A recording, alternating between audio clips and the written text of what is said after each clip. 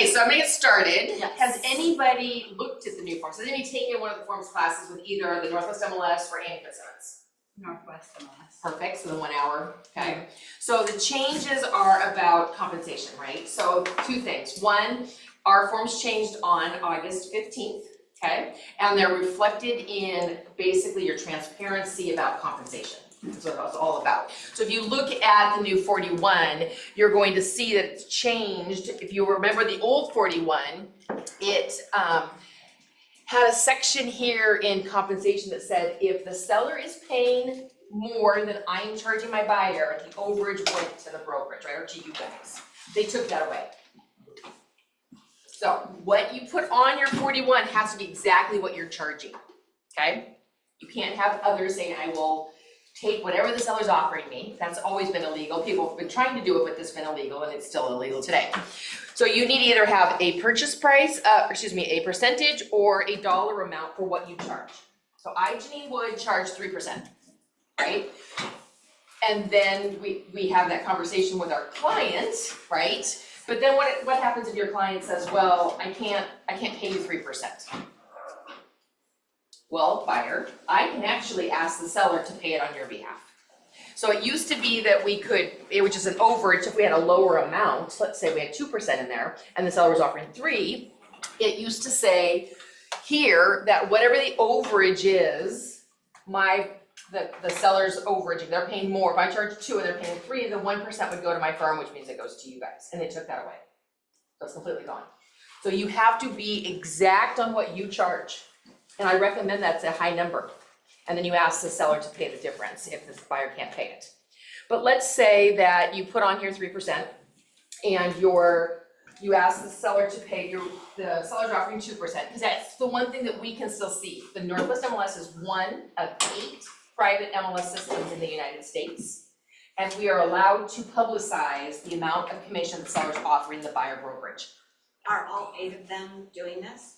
I do not know. I don't know the other 8. So we're the only private one. Northwest MLS is the only private one in Washington. The rest are owned by NAR. Does anybody belong to another MLS here in Washington State? Yeah, our MLS. Okay. So there, though, when you're listing properties through those MLS systems, you will not be able to publicize your commission that your seller's offering to pay the buyer brokerage firm.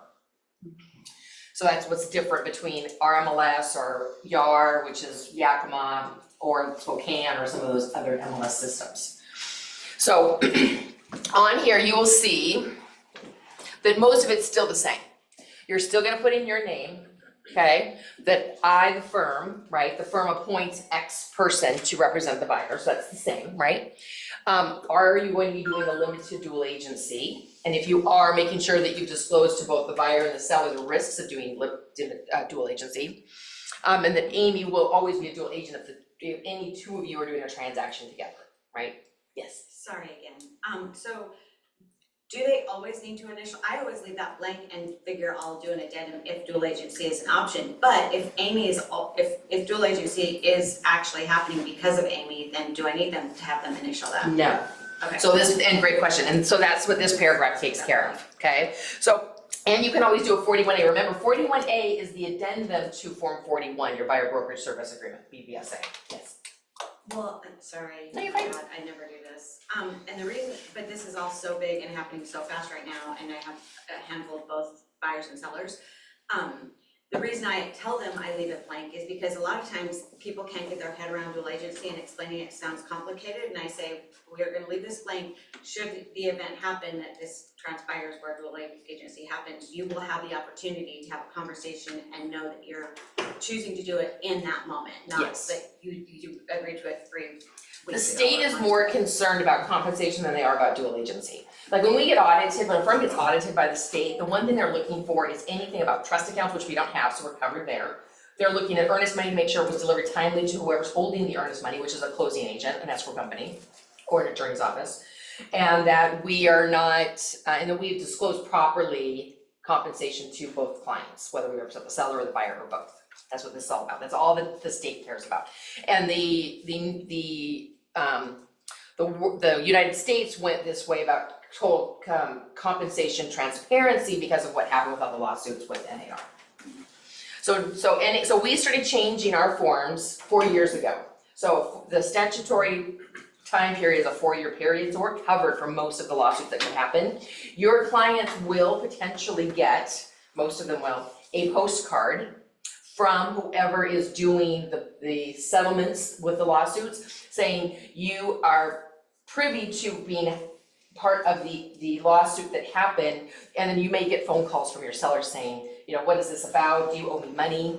So if you get those phone calls, say, that's not really a question for me, you need to talk to the people that sent you the postcard. So making sure that you do that. And I'm mostly seeing them happening on the islands, like Whidbey Island, Bainbridge. They haven't really happened here yet, on the I-5 corridor, so to speak, or 405. But I'm seeing them happen, and those postcards are going out on the islands. But if you are doing dual agency, limited dual agency, what is the risk for your seller? That you don't represent them fairly. Yeah. That you don't represent them fairly. And what happens with inspections? So we have to go to the inspections with our buyers, right? Mhm. And then because we've gone there and we represent them and we represent a seller potentially, let's say we're doing limited dual agency, that means that we have information we have to share with our seller, which voids or waives the inspection contingency for our buyers. So if you are going to do limited dual agency, make sure you have a very big conversation and talk to Amy first before you do it to see what would be some options for you to keep your seller safe from that scenario, right? So in regards to whether you're doing a percentage or dollar amount or other, people are like, well, can't I just put in other that I will take whatever the seller's offering? No, that's a violation of the state law because we are not charged, we have to be open and honest with what we charge our clients. So other could be something of a scenario which could easily happen out here or out in some of the other areas where I charge 3% for residential, meaning approved on the property, a house on the property, and I charge 5% for vacant land. So if you've got somebody that's looking to do either or, and you don't know which way, you can easily put 3% for residential, 5% for vacant land, or whatever your scenario is. That is what the other is for. It's not for you to write whatever you want. For our, That's my big question. Yeah. Yeah, the other is there because that's how the MLS does it for pure safety. If the buyer broker is a limited dual agent, represents both sides, is your compensation different? Do you charge more because you're representing both sides and you've got more that you have to do? Probably. So this could easily be a bigger number, but remember, this is also only for your buyer. So if you're representing the seller also, you're also gonna have a 1A or a 47. A 1A is a listing agreement, and a 47 is the seller representation agreement. One identified party, no marketing, right? So those are your two choices for seller representation forms. You're gonna have a 41 and you're gonna have some sort of a seller listing form as well, if you're representing both sides. Yes? so then would you put only what they're responsible for there or what you're fully getting? This is, if the buyer broker is a limited dual agent and represents both parties, the compensation shall be A, 5A, or equal to, or a different amount. So you could charge your buyer more for doing both sides. So it depends on what you're charging your buyer, because then your seller's gonna pay you as well, and what does the seller pay? So, but do I have to, so if I'm charging them 3% and I'm charging my seller 3%, do I have to put 6% No, there so they you know? have 3% here. So them not disclosing that information there, Correct, got it. correct. For off market, like, I often will just tell the seller that I don't really represent them and they're for sale by owner. Does it change that at all if I just am having them pay the buyer side? 5C is if the seller is not represented by a licensed real estate firm, then the compensation shall be X. Okay. So now you have to remember the state law. So 1990, was there 96 or 97, agency law changed. And it states that if I don't have a listing agreement or a seller representation agreement, I automatically represent the buyer whether I have a 41 or not. So you automatically start with buyer if you do not have a listing agreement with your seller. So this here would be that your buyer is paying you and the seller is not paying you because you don't have a representation agreement with that seller. Make sense? So even without the agreement, you were representing them? Since 1996 or 97, whenever the law changed, agency law changed. Oh, that's cool. In 1987 is when the law gave us the opportunity to practice, this much law, which is pre-printed forms, simple transactions, right? And we're not just doing forms for compensation. So that was 87, I want to say it was probably 96, 97 that they changed agency law as well.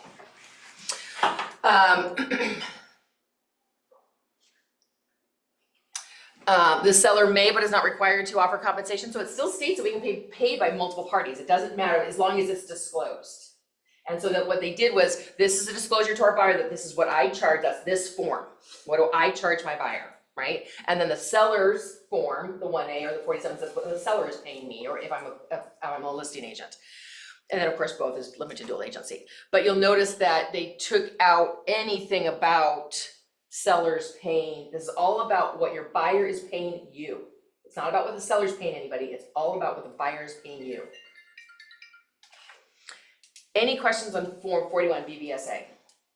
Yes. I'm wondering if you're representing the seller and the buyer their agent has not done all this correctly or hasn't had the correct conversation with their buyer, and their buyer does not have the money to actually pay the difference, will that affect closing, or will the deal still go through and the agent needs to deal with the buyer about that later? Good question. So it states that maybe the seller's paying you something. So on one side of the settlement statement, it shows what the seller's paying you, and the other side is showing what the buyer is paying you, or whoever's paying what, right? So the seller's gonna pay you potentially based on the listing agreement with their listing broker. If they can't, and you get all the way, let me show you 21 first, and maybe that'll help answer that a little bit better, because where we're putting compensation on the purchase sale agreement today is a lot different than it was the 14th and before. So I will answer that question, but is there any more questions on this one before I move on? Okay, so what they've changed, I'm just gonna use 21 as the example, okay? But it goes for all purchase and sale agreements. Specific term 17 has an A and a B now. A is what's on your buyer brokerage agreement, your BBSA, your 41. And A is what the seller's offering in the listing, sorry. B is what's on your 41. So if your 41 has a 2 needs to go here. You can't put anything that's not on your BBSA. This is what the seller's offering. How does that work if in case we don't know what the seller's offering, like? You will know because it's still published in the Northwest MLS. Okay. Unless it's Unless it's It's in a physical. Spokane or something. So if it's in Spokane, are you in multiple MLSs? No. Okay, well, let's say you were, then you would have to call the listing agent and say, hey, is your seller offering compensation for the buyer brokerage firm? And if you are a listing agent in one of those MLS systems, an NAR owned system, you can post it on social media, you can have it on the sign, you can have it anywhere except for in the MLS. You can be anywhere else. That is not, in the yard. I'm sorry. You put it I'm sure anywhere that's except gonna for in. I'm sure that's gonna make sellers feel great. Oh my gosh, I would drive by and there's 2% or something. And when I get to the 1A, and you have 3 choices, seller, of how you want to compensate somebody besides myself, wait till you see those 3 choices. Okay, so these have to match. So now let's say you charge 3, so your 17B says 3%, and the seller's offering 2. That means there's a 1% discrepancy. And what this is doing is it's saying, seller, my buyer agreed to pay me 3%, but they wanted me to ask you to pay it first. Okay, so that's how you get around any overages. But you can't put a 3 here unless you have a 3 on your 41. You can't put a 3 there if your 41 says 2%. Has to match what you have. So you don't necessarily have to do an addendum if you fill that out correctly. Correct. Now, let's say I ask the seller to pay the 1% difference, right? And the seller says, no, I'm not going to. You have your buyer pay it.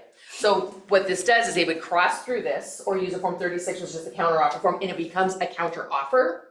And then I have to have a conversation with my buyer. And my buyer says, I can't pay that 1%, Janine. So then what do? You move forward and close the deal, move on to the next. There you go. As Andy said, something says, if you can't pay me, buyer, you can't afford this house. It'd be like me walking into the Lambo store and wanting to pay a Toyota price. I know full on well what I can afford. So, and at the end of the day, half these forms don't have to be done. A 41 doesn't have to be done, but you also won't get paid, right? So that's something. So, but let's say you agree to say, you know what, buyer, I know that you did a lot of work on this transaction so far. You found the house, you came to me after going to an open house. You know what, I'm okay with reducing what I charge in this situation. But before you get to the point where you have your client sign this, you're gonna wanna do a 41A to change your compensation. And do not have it in the same signing, because if the state comes to me and says, I wanna see this file, and they see that your 41 was signed at the same time this was signed based on a certificate in transaction desk, they may suspend your license. This will happen. Why? Yeah, because Why what? they're agreeing to it before they do that, or like, if it's. The problem with all the lawsuits is we were not open and honest and transparent about charging. I still have agents say, well, I need to have a conversation with the seller, because how do I split, they're gonna pay 6%, how do I split that? I'm like, what do you mean they're paying 6%? Like, you've gotta look at the forms, you have to, so now we're having separate conversations with our buyers and our sellers, they're just different conversations, same conversation, just spelled out differently. Is the seller gonna pay, is the seller not gonna pay? Well, tell me about the timestamp thing then, because if you can't do timestamp at the same time, how far apart? Good question, because here's the thing, so everybody comes to me, they're like, wait, my 41 has to be done before I write an offer. I'm like, no, your 41 needs to be done before you show the house. But I'm in an open house, and I don't have to have one for my open house, but I have to have it for the next house I'm gonna go show them, right? Technically, legally. So how do you do that? Do you have a blank one and you haven't signed it before you go to the next house, or do you hurry up and send them one? I mean, what do you do? So there's gonna be those situations where I'm gonna have to defend an agent based on those scenarios with the state, and they'll be okay with it, right? But if you sat down and you had a consultation with your buyer 2 weeks ago, let's say the forms were already done, right? So you should have had your forms done then before you ever show a house. There's no reason that you're having conversations with a client and you're gonna go show a house that you haven't had them sign the 41 yet. You know, your conversation when you sit down, your consultation, is you're going over how you're compensated, you're going over disclosures that are legally required by the state, which I have packets for that, as you all know, and you're also talking about, what does a form look like? What is, you know, when I send you this contract buyer, you're gonna have to know what it says. So in your consultation, you've talked about all three of those. It's rare that you're gonna just go show a house, unless you've got leads. And how do you tell this to your Zillow lead or your Brivity lead or whatever leads you buy? And they're like, well, I just wanna see a house, right? You can also have non-exclusive. You can have the 41s done for a specific house, for a specific day, and then they end, right? But you have to let the buyers know what the state requires us to do. Whether it's a lead that you bought, somebody that you know, a referral from another party, okay? But if you do have a counter offer, so the timestamp, since it's a counter offer, we're allowed to go back and renegotiate with our buyer if we want to. But you need to get the 41 amended before you have them sign the 21, or the 28, or the 30, or whatever form you have them sign. So the amendment and then, Correct. okay. But in the same day is fine, because like. Same is fine, because we are allowed to renegotiate if we want to. It's just like when you guys write a purchase and sale agreement, right? And the buyer and the seller, you have the inspection, and they renegotiate terms, or they renegotiate prices, or credits, or repairs, right? So it's gonna happen, that there will potentially be renegotiations with your buyer as well, just like the buyer and the seller do all the time. It seems like this could potentially delay almost any multiple offer situation. Well, remember, can your buyer afford the house or not? If it comes down to your compensation, you guys eventually, we will see our compensation will always change. It's changed, I've been in this for 29 years, I've watched what compensation has done over time. And people come to me all the time and like, well, why would I pay a buyer agent to sell my house when appreciation has gotten me where I am today, my price of my house? Why would I pay what I paid 20 years ago to a broker today? So you're gonna hear those conversations, and you have to know how to handle them. You have to know what your dialogues are, you have to know what your scripts are. But your buyers are gonna start paying for things. You know, when two of you walk into an attorney's office and you're fighting against each other, you're both gonna have to pay your attorney fees. Maybe you can get that renegotiated in the end to be paid by the other party, but not always. So, you know, having these conversations with your buyers needs to happen a little bit more often. But if it does come back as a counter, then you need to know how to deal with it. And what is your process and what is your protocol? What do you agree to? So if the buyer can't afford to pay the difference, or Mhm. whatever it comes out to be, are you allowed to stack it? What do you mean stack it? Like in a counter, let's say there was a $5,000 deficit and the house was $750. Oh, raise the price? Yes, So you have to be careful too, because you're gonna run into appraisal issues potentially, right. and which you always do. Back in the old days, if our buyers couldn't pay the closing costs and the sellers wouldn't pay it, we stacked it by raising the price. So they just financed their closing costs is all they did. Right. But again, we are running into more appraisal issues than we used to. Okay. So you have to consider that. If it doesn't appraise, then what happens? Is the seller gonna come down in price or does the deal terminate? We wouldn't let it terminate, but it'd be worth rolling the dice for, just in case. Could be. But it's also whatever the lender is allowed to do, Yeah. is allowing the buyer to get, right? So that's another conversation in your consultations. When you're talking with your buyer, you know, what, if you want closing costs, how much is your lender gonna allow you to get? Because then you've gotta think about closing costs. What happens if you have an inspection and the buyer's like, I don't want the seller to repair it, I can't trust that the work is gonna be good enough. I would rather have a credit, I'll take care of it later. So now you've got another credit, and at some point you could get too high, and that's not allowed by the lender. And then what do? Let's say that A and B are reversed. This says 2, seller's offering 3, excuse me, and the buyer is on the hook for 2% to you. So now you've got a 1% credit, what happens? They're paying the 2. Well, no, if this is a 3 and this is a 2, there's a 1% discrepancy. So now the seller's paying more than you charge, Oh, it goes back to the seller, right? goes to the buyer.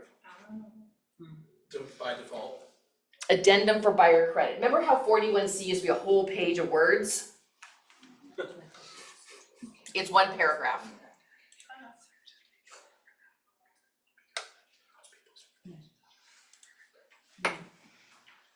Oh, this is the old one, hold on. They do have both in here still because of people that had them for other transactions. This is what it looks like today. So you just saw the last page I quickly took away. This is what it looks like today.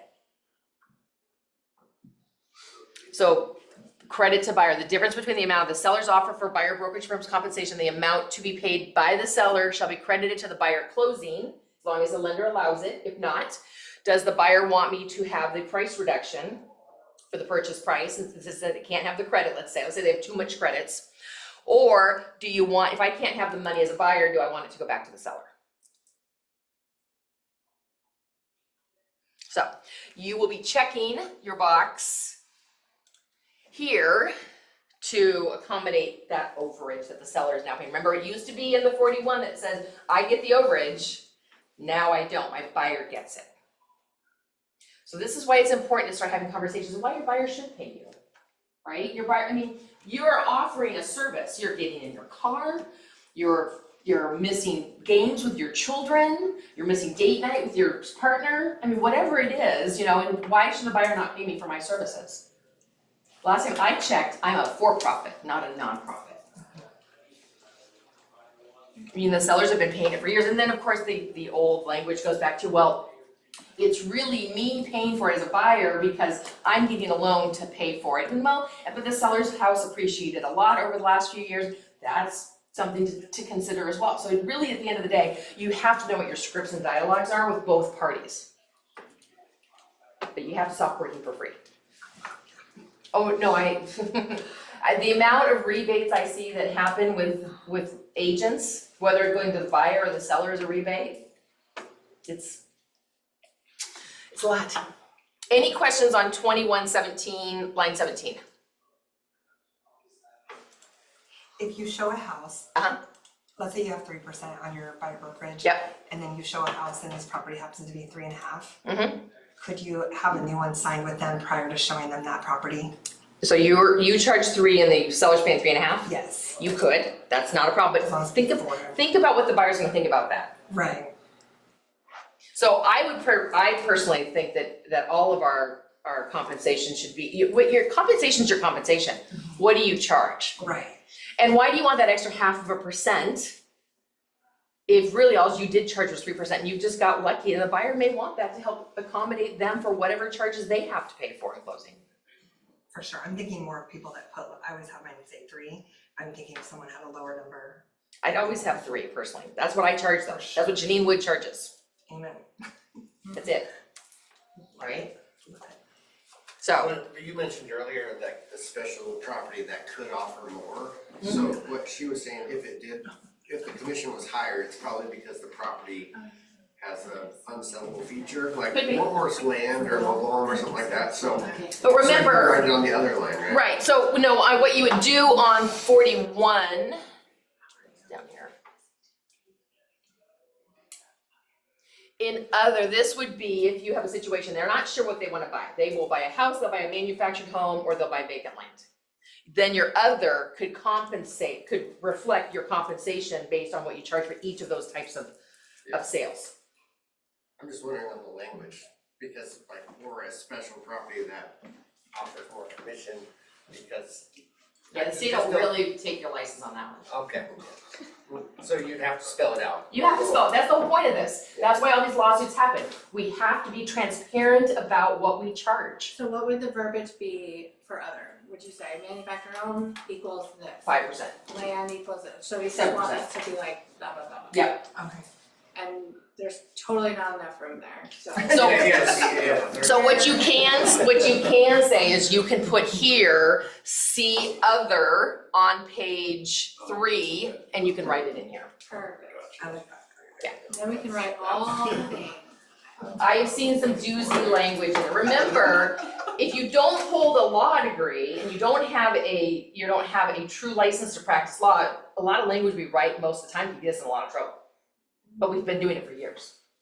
So be very careful. Always ask when you think you're in a true gray area where you could get your hand slapped with a number of things, a lawsuit, license suspended or withdrawn, so forth.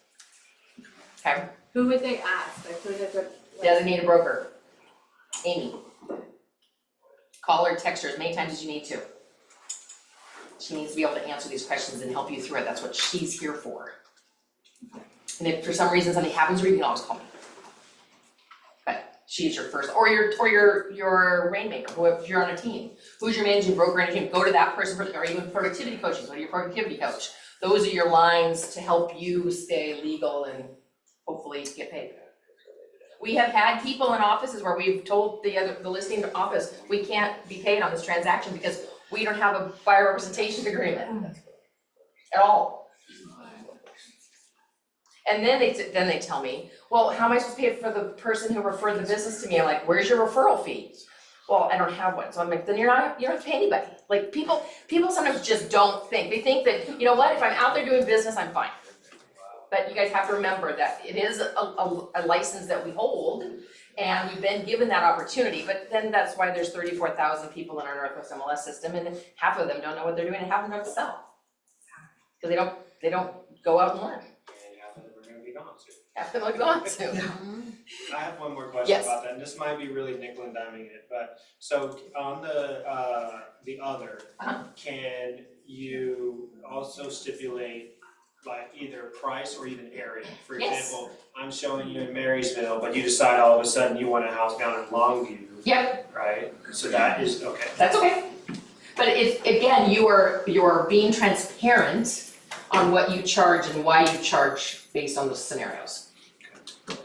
But Longview might also go into our MLS, which is the MLS system that borders the Oregon-Washington border.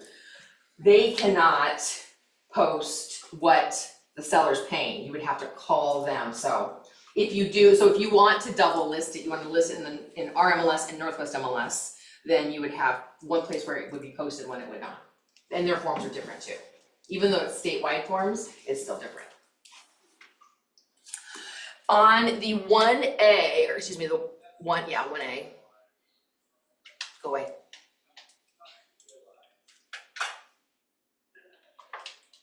How do you make it go away? I can't get to my form. How do you make this bar go away? Anybody? Oh, you can slide it down. Oh, I think you can click on it and move it. Oh, there we go, perfect. Thank you. Okay, 1A. They changed the compensation. Of course, now I've got this in the way. Oh, come on. There, okay. Compensation. The seller's compensation will be a percentage or dollar amount, that's still the same. So what is the seller paying you? Remember, everybody has their own forms now. The buyers have a form and the sellers have a form. This is the number that you're getting paid as the listing broker. So you check a box. What are they offering? Okay, so you're getting paid, excuse me, let me rephrase that. You're getting paid up here.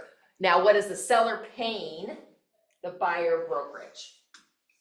Are they paying a percentage or a dollar amount? Is it variable based on, if you're not there the first showing, am I gonna pay the buyer brokerage less? Like you said, when you're going out into some of the more rural areas or east of the mountains, if you're not there in your first showing, you're only getting 1%. How many of you have seen that? Yeah. So that could be for a seller to pay the buyer brokerage, right? If the listing broker is a limited dual agent and represents both parties, what are you getting paid? But again, you're gonna have a buyer agreement and a seller agreement. So what is the seller paying you as the listing agent? And then on your buyer brokerage agreement, you're gonna have what your buyer's paying you, but maybe the buyer's not paying you, so maybe this is a higher amount. Maybe the seller's gonna pay the whole thing. So that would be a difference on this form versus the other form. Either party can pay you, remember, or one party can pay you. So it's gonna depend on who's paying the bill if you're a limited dual agent. Is the buyer paying it, is the seller paying it, or are they both paying you? Do you have a question? No, just do that. Buyer brokerage compensation shall be paid as set forth above. If checked, the offer to pay the buyer brokerage compensation shall extend to the listed broker firms that are not part of Northwest MLS. So somebody from Yakima community, you talk about going to Longview, is there somebody coming from a different MLS system, and is your seller going to pay them? First, how are they gonna get in the house, because our supers are different, but is the seller gonna pay them if they're not in the Northwest MLS?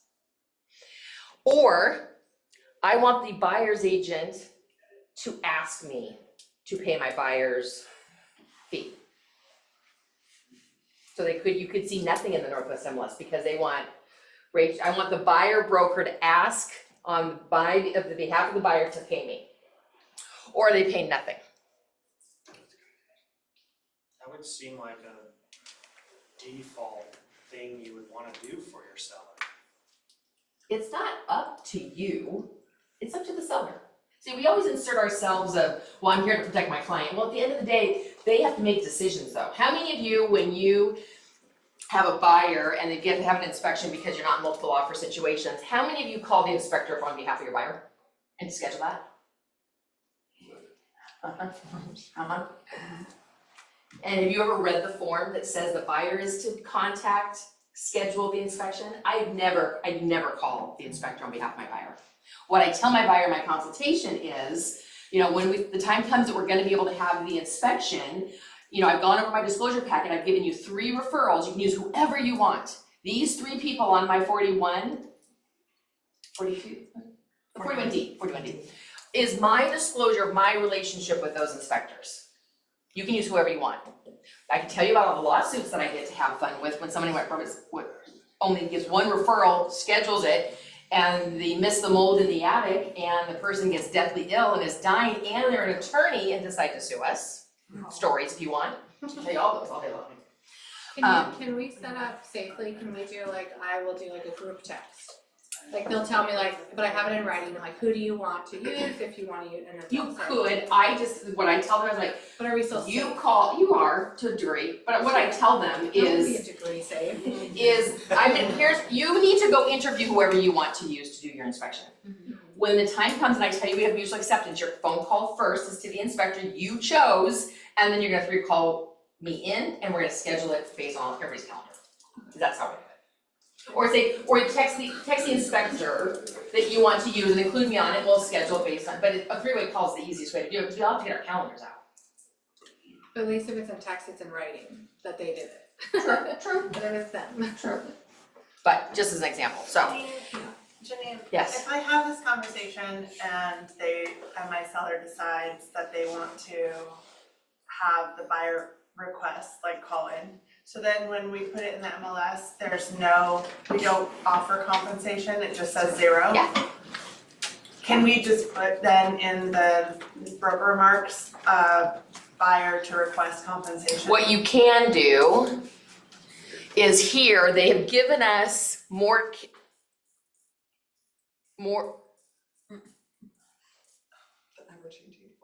here it is. So notice here that they've given us more character spaces. So what you can put in here is buyer to request. Okay, got it. Interesting. Oh. But then on your purchase and sale agreement, when you get it from a buyer broker, it's gonna be 0 on,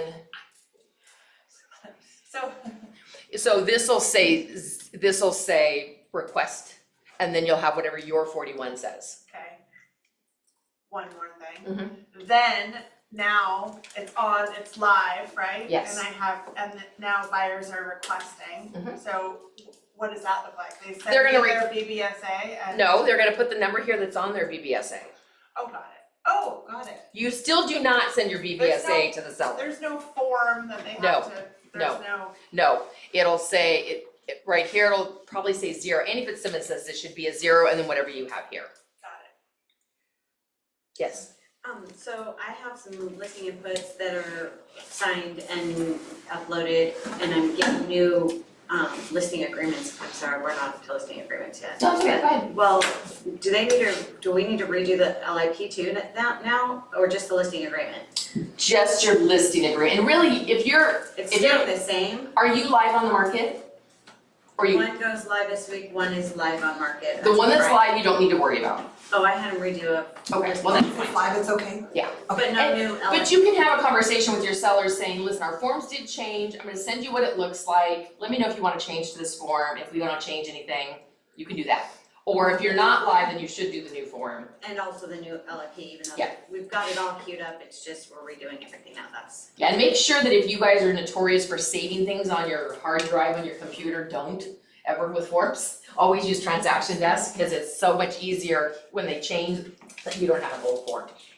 And the disclosure packets will be changing, we're taking out the sample version. I'm waiting for Sean and legal to finish up with some conversations about language on ownerships of escrow companies. And you all know that BKCO Title and Escrow went away, right? Oh, no, they moved. They did, they closed their doors 2 Fridays ago. Oh. But I know there's I believe in this office, there's somebody that owns an escrow company, right? Mhm. Right, and then same with Tacoma Crescent, so Travis Robinson with Approved Mortgage has been doing the back end of BKCO Title and Escrow since January, so it's still closing out. If you currently have a contract that states BKCO Title and Escrow, it's still valid, it's still an entity, they just don't have the people anymore, the people got pink slips on 2 Fridays ago.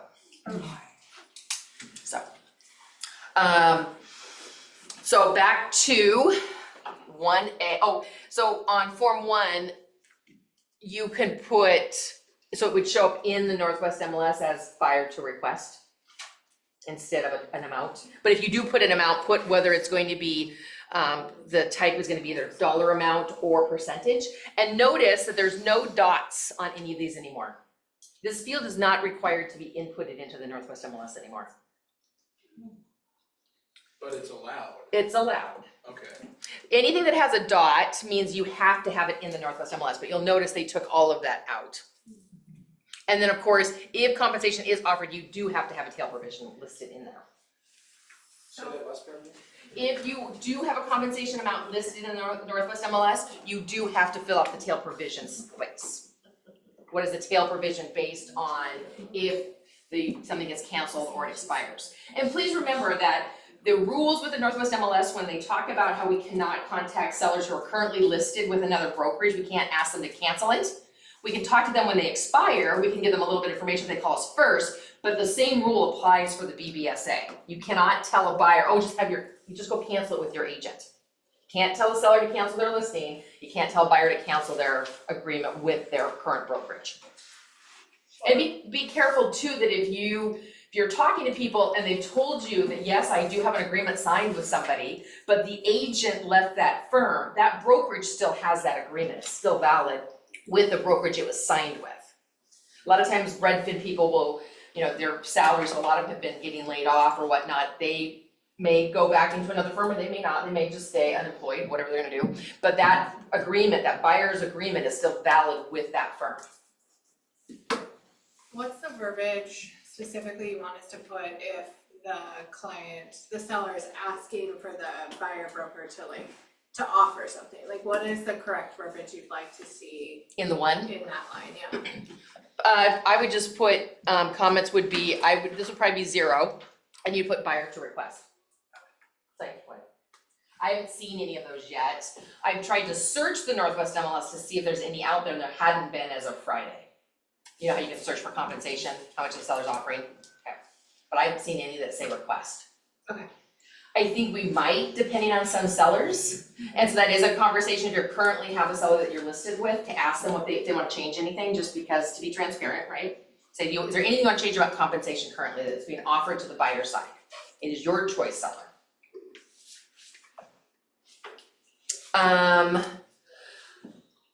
And then, I think if I go back to, yeah, and so I would send them so they can see this information. This is what changed on the 15th of August with our Northwest MLS system. Is there anything you wanted to change based on how you're currently listed? But don't let them try to renegotiate your compensation as a seller's agent. Don't fix what ain't broke. Exactly. If you currently have a 41 signed today, and they're not they're not pending in a transaction, you need to have a new 41 signed. Because that language changed drastically. And then the biggest part is sticking to your guns. I charge X, pay me. Sorry. Easier said than done. Say that again, so if you're not currently mutual, Correct. you need to on a listing. On a 41, no, buyer agreement, Got it. buyer agreement. If your listing is live on the market, it doesn't need to be changed. I would have the conversation, but it's not a violation of the Northwest MLS nor the state if you don't have that conversation. Got it. Thank you. Yes. Okay, so we're in a situation, I'm representing the seller. In a buyer broker, we have like multiple offers, right? And the buyer broker's like, well, what is it about our offer that isn't making it strong enough? Legally, am I allowed to say, well, it's, My seller has told me, okay, seller has told me that your Look. compensation, you're asking for more compensation than they're willing to offer, so they don't like your offer. okay, cool. So we can disclose that if the seller says yes, and as a buyer broker, we're allowed to ask that, because I do think that that'll be a sticky point of, somebody choosing an offer based on commission. You know what I mean? Like if Well, somebody's. but remember, your conversation first with your buyer Right, is you're gonna pay me. yes, but in the real world. And how badly does the buyer want the house? Do they want to ask the seller to pay their obligation or not? It's their obligation to satisfy. And how many houses have they lost out on? How many of you have written offers for people like 8 times, not one? Exactly. So really, at the end of the day, what does the buyer wanna do to get into a house? Has anybody written a multiple offer situation recently? Since it's changed? Well, just in the last couple of weeks. Yeah, Okay. So you're still seeing them? yeah. But I was just checking on like what we're allowed to, you know what I mean? Like if that's part of the conversation that we can have with both sides to try to come mutual. But you can definitely ask as a buyer agent, but again, you can't disclose anything about the seller without the seller giving you permission to do so. Have you had anybody ask if they can get paid outside of escrow? Like if the buyer doesn't have the funds to close, but they're willing to pay their broker later? Well, that's a violation of the state, so that's a violation of the DOL, so no, you can't get paid. Let me rephrase that, as long as it goes to the brokerage. It would go to the Yeah. brokerage still, but it would just be paid outside of closing at a different date. That would be a question for a lender to help answer. If that violates something, if they're doing it that way because the lender wouldn't lend, if they had to do that. It's Just if you imagine you're in a situation, you're like, maybe you are willing to reduce your commission to get the deal closed for them, but you still owe me, we still have this agreement where you're gonna pay me. So we gotta figure out how you're gonna pay me. Well, and you have to remember though that if you are going to take less than you originally agreed upon, you have to amend before you get to mutual. That's the problem. So then once you Well, amended it. But you're not really agreeing to take less, you're just agreeing to get paid at, not the closing table, just agree. Well, if you got investigated, you might have some other troubles. I have a real life example happening right now. Here we go. Let's go. So I've got the seller, his margins are so tight, Mhm. and so we just got the 35R back. They want practically nothing, shockingly, except a tree removed. So, which is a big, That's a big deal, it'd be expensive. anyway, so, he's pinching pennies and moving beans around, trying to make it work. And, he said, well, would you, since we're kicking in $15,000 to their closing costs, would you and the buyer's agent just take compensation on the amount that actual work, that we're getting, 545, for example? I said, yeah, I'm out, it's $350, whatever, who cares? And so that's after mutual, I mean, we can do that, we're just gonna write it into the contract and everybody's gonna agree, we can do that after the fact. Yes, Okay, cause what I thought you were saying is you have to do it all before mutual. but remember what I said though, that if you know that's what you're going to do, you're talking about other negotiations that you didn't think you were gonna have. Right. So this is based on what you know ahead of time versus what, Is transpiring. Correct. For that property. Correct. Yeah, so you made me a little nervous when you're like, you can't do that, I'm like, okay. well, but if you know, so as an example, I charge 3%. But I know that this particular buyer who my kid grew up with some sandbox days, let's say. And I just know that he can or she can or whoever they are kind of afford, and I'm okay with taking less. I need to know that based on the offer that I present. So I'm either going to amend my 41 before I write the offer because I can see what the seller is offering compensation to my firm. And I can change my 41 now before I write the offer. Or if I decide, somewhere down the line, I have to react when I find out. Does that make more sense? Okay. Yes. So I have another scenario which might be just like that, but I just want to confirm. So I am mutual on an offer, this is for my own personal purchase, that Which is way different if you're the principal of the contract. Okay, so but we got before we got mutual, on the counter offer form, the seller, who's also an agent as well, put in there that the commission will be paid on the amount after the 3% closing cost that he agreed to pay. So that doesn't truly affect the commission, right? No. Okay. No, because you're still, and you don't have to sign a BBSA for yourself. I have a question. I have a question about that though. Yeah. Because what if it's you're Plain and simple. going into the contract, right, you're buying a house for yourself, but also you're not your spouse, but say your boyfriend or, girlfriend or something. So now you're going into the contract with you and you're representing you and this other person. Yeah, you don't have to do the disclosure packet, nor do you have to do the BBSA. Oh, okay. Unless that person's gonna pay you money based on a transaction. Right. But probably not. Half the time, most of us use the commission we're gonna get paid by the seller if they're offering any for something of our transaction, whether they're closing costs or down payments or what have you, right? Let me see, people have questions really quick. Let me see if I can help. Again, if we have a 41 filled out now, do we rewrite? Yes, if you're 41 today and your buyer's not mutual in a contract with a seller, you need a new 41. What if 17B is left blank and we represent the seller? It can't be done, right? Can't be left. You have to fill out both sections. That is a requirement. Can you go back to the Form 21? I just have a quick question that I just saw in a counter offer that I received, or it was in an offer I received on my listing. I have a question. Okay, let Amy go first. Okay, Amy. Okay, so on 17, it was my listing. We're offering 2.5%. That was in there, and then amount paid by the seller should have been written in 2.5% as well, because they weren't asking us for any more. But they, instead of writing in 2.5%, they just wrote in what seller's offering. They can't do that. And so I was looking at it and I was like, well, the line right before says seller's offering 2.5, so I go, okay. But I was like, should I counter them on that and just make it really clear? They just that weren't it's trained 2.5? well. They just weren't trained. They're not paying attention. They use the words, what seller offered? Yep. Yeah. Would that make it, like if it was. Like if it was a count, if you don't need to counter, I guess it was clear to me that what the seller's going to pay. There is always in the boilerplate something that will help with situations when you have idiots on the other side, So every time. right? Yeah. Oh my God, I cannot read that. I know, right? Compensation, if any inconsistencies between the buyer brokerage firm compensation offered And the description of the offered compensation stated in 17A, the term shall be set forth in the published offer.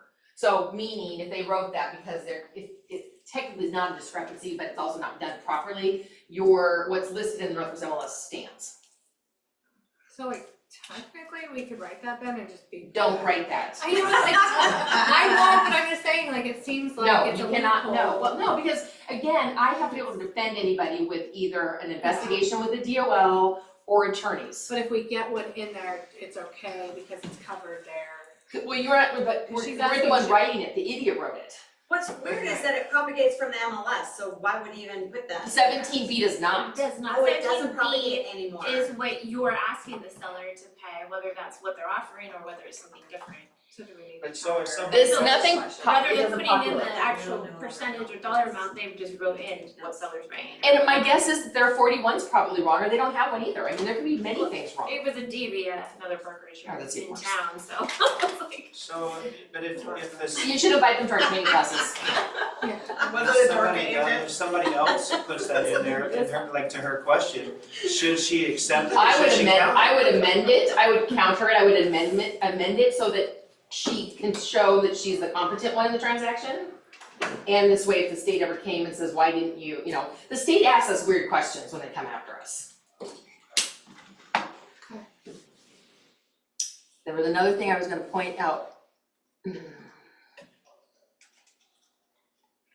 wasn't 41, The It'll come to escalation me. clause? what? Oh, the escalation clause. Oh, thanks. Did anybody read one of those lately?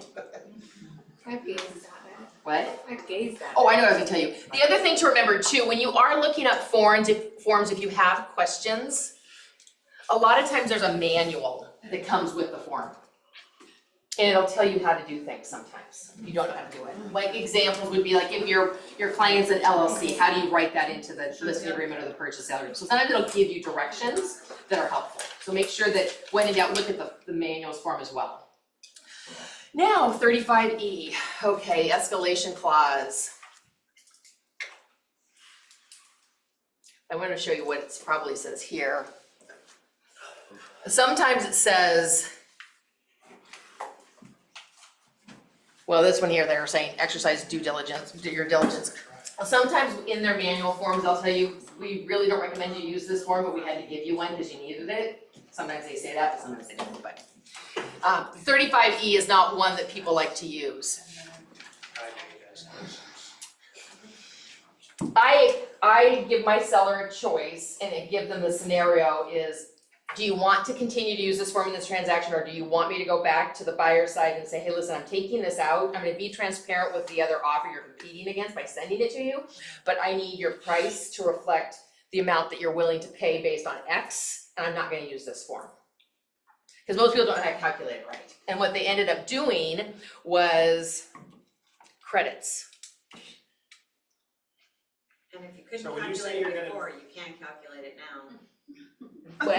If you couldn't calculate it before, you certainly can calculate Exactly. it now. When you say you're gonna be transparent, it means that, okay, if the offer that's escalating you is $555, you're gonna tell them, your escalating offer is $555, I need you to. I need you, yes, and here's the offer proving it. Okay. But here's the problem, what they did with credits. So any credit, I'm gonna use that in capital letters, any credit, has to be part of the calculation. And us being paid by the seller as buyer brokers is a credit to the buyer. And that has to be calculated in as a credit. Oh, so they're either getting closing costs or getting their agent paid. So any credit, so let's say that the amount that I'm getting paid on the transaction is $5,000, that would be a credit that the seller's giving the buyer because the buyer's not paying that. So it's a credit to the buyer. And I sent out, have you sent that out yet? The email from what? yeah, that went out last week. So in the email, there's a worksheet in there with 2 examples and then a blank worksheet for you to use if your client wants you to continue to use this as part of the transaction. So know how to. That's gonna further hurt VA buyers. Well, and as of August 10th, the VA changed their rules. They say now a buyer may pay our compensation. Right, but when the buyer can't, and their option is get your agent paid or get your closing costs paid, they're not gonna be able to do that. Do you do a lot of VA work? That's gonna be hard. But at the same time, do you ever go into the Northwest MLS and look to see how many zero compensations the seller's willing to put out there? There's not a lot. No, there's 208 in all of the Northwest MLS. As of Friday, there's 208 zero pay compensations by a brokerage firm. And they've been on the market a while. saying how long has that been there? Are those like more new construction though? Some of them are, but they're not all of them. And for a while, there was a brokerage that was regularly putting out there, then they started the practice before the forms changed, and it says, I want you buyer to ask for your person to be paid by my seller, and they would put that straight in the listing. So they put 0, and then they put negotiable is what they would say. Yeah, I just had that last week and they accepted 3% with no questions. Was that Cascade team? No. Is that what LGI is doing? Maybe. I was kind of surprised to be honest, but. And I saw some more questions come in. I had a really good experience with LGI. Yeah, I'm not a huge fan either. No, I had a really good experience. Amy, was the worksheet an email? Okay. I should have, because I just forwarded it from, Jimmy. It's on the 15th. What was it? 11:20. I don't know who's speaking Chinese. I don't know either. They were iPhones, so I don't know who they are. I have a question. Yes. Just, like as a broker, now with all of the changes, because I've never purchased something as a broker for myself. Okay. Do you still have to fill out like a buyer representation then for yourself? Like how does that work? You don't have to fill one out. So I just would put out a listing agreement and that's, Okay. or not a listing, but a purchase and sale agreement. Correct. And then, Yes. And then just make a note in the file for us, Yes. so we're not asking for it. Okay, that's great, that's great. Good point. I was like, what do you do now? Like, how does that work? Do I have to fill out a form to represent myself? Just curious. Well, it's just like too, when you guys have a true estate sale and the Form 17 is exempt, it's great if you guys put notes in command so that we don't ask for it or look for it or try to dig too hard to figure out what happened. And a lot of times people are like, well, it's an estate sale, but there's nowhere in the actual file that I can prove that it's an estate sale. The title doesn't reflect it, your first sale agreement doesn't reflect it, so knowing what the 3 true exemptions are is important. Any other questions? What are you seeing the most of? Is, first of all, you've done a fantastic job today. Yes. Thank you for coming and just doing all this. Thank you very much.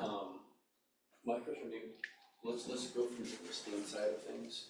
What are you seeing the most of, and then maybe we could be the most prepared for, that was kind of the most common that we're seeing that you were seeing? Are you talking compensation? Yeah, Okay. and what people are asking for. I'm seeing a lot of 2.5s. Okay. And a lot of times when I'm hearing sellers asking questions like, I don't know, I wanna pay the buyer brokerage because I don't want my house to sit. Yeah. What should I offer? Yeah. And you have to go back and say, it's really what you want to offer, but what I can tell you is when I was doing the market analysis on your house, I noticed that the sellers I've seen that the sellers around this area are offering 2.5. Okay. And then when we get an offer, then it comes on the purchase and sale. Yep. And let's just for conversation, we are offering 2.5%, and then there's those two spots for them to choose from. What do you think we're gonna start to see here then from that aspect? Well, I've actually seen where they put in 3% Okay, and the sellers will pay it. okay.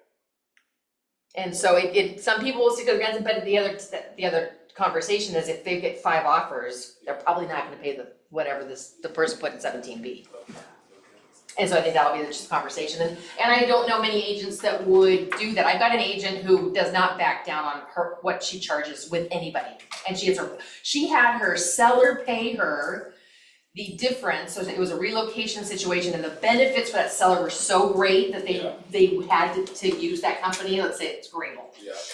And it's a 40% referral back to Grable that the agent has to pay, right? And I had to agree to sign it. Well, the seller's like, I will pay you 40% at closing, but this was such a great deal, I have to take it, but I know that 100% you charge this, and so I'm gonna pay you every dime you're worth. Yeah. and she has her buyers paying it, no problem, she says her seller's paying it, and a lot of times she'll just, there's people that'll walk into your open house and say, well, I'd like to buy this house, but I want a deal. And I've got some agents that roll over and take it. I have some agents that say, sorry, I'm for profit, not nonprofit. I mean, if you wanna trade your paycheck with my paycheck, we talk about it, right? What's, one last question, what's one question that, maybe we didn't ask you that we should have asked you? That one. Sorry, I was trying to click on the text message and it popped something else up.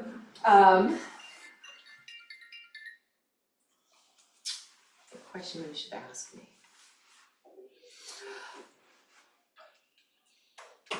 Should I be going to script classes more often? Should I know what I'm worth?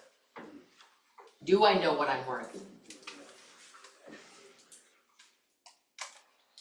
We all got into this business for a reason, right? And it was to make a lot of money. When people come into the firms and they're brand new and I ask them, hey, well, what got you into real estate? Well, I like to look at houses. I'm like, then go look at houses. Don't come in here and think that you looking at houses is gonna make you a lot of money. Oh, it doesn't? No. No, and some of them too, I watch all these house flipping shows and it just got me intrigued. I'm like, so you're gonna flip houses? Well, no. I'm like, then what? What are you doing? Yeah. Why are you doing this? You guys should know exactly what you guys wanna make every year. And if you're not making it, why? Well, if I give this person, back a percentage, then they'll buy the house from me and they'll go and tell everybody I did a fabulous job. I'm like, no, what they're gonna go tell them is she's gonna give you a deal. She's gonna give you half her paycheck. That's what we're gonna tell their people. Not that I did a fabulous job, right? So you guys should be, if you guys, it's what? Almost the end of August. We should be ready to start doing our business planning for 2025. If you haven't done them, right? Knowing the forms is easy. You guys can write contracts all day long. At the end of the day, you're gonna get paid for it. Forms will always change. When I used to write contracts back in the 1995, we didn't even have computer forms. We had to hand write them. And if our handwriting was terrible, our brokers made us type them on a typewriter. You know what that is? We had these things called fax machines. So the MLS used to take the first picture for us, the front of the house, and that's what used to go into the books. So when you would go find properties, we had to look through books for days to find properties for people. Today, that stuff is so much easier.